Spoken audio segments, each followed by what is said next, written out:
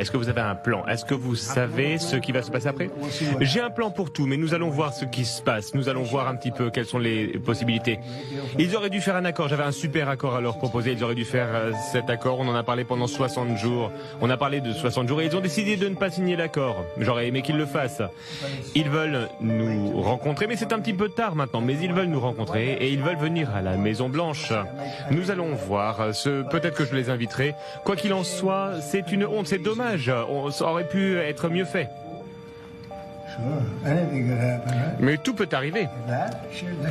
Tout peut arriver. Le boulard du gars, c'est un truc de ouf. Le mec, il a vendu à sa population qu'il allait régler le conflit russo-ukraine en 24 heures et il est en train de se faire humilier par Vladimir Poutine parce que il a clairement compris que Vladimir Poutine, c'était absolument pas son copain et qu'il allait pas obéir à monsieur Trump. Et là, il fait le bonhomme. Alors qu'en plus, c'est un menteur compulsif. Parce que pour ceux qui n'ont pas suivi, il y a des accords sur le nucléaire qui avaient été signés en 2015 et Donald Trump, lors de son premier mandat, a décidé en 2018 de déchirer ces accords. Donc c'est-à-dire que les États-Unis se sont retirés des accords qui avaient été signés en 2015 sur le nucléaire en Iran, accords signés et par la France et par les États-Unis et toutes les grandes puissances, la Chine, la Russie, etc. Mais aujourd'hui, Donald Trump vient nous expliquer que l'Iran aurait dû accepter les accords que les États-Unis avaient proposés il y a quelques jours. Mais en fait, pour qui se prennent les États-Unis? En fait, c'est la question qu'il faut se poser aujourd'hui. S'ils ont envie de gouverner tout seuls, il faut qu'ils viennent expliquer. Aujourd'hui, les États-Unis ne peuvent pas être garants de tout ce qui se passe de la planète. Sinon, les gars, on va partir dans le néant.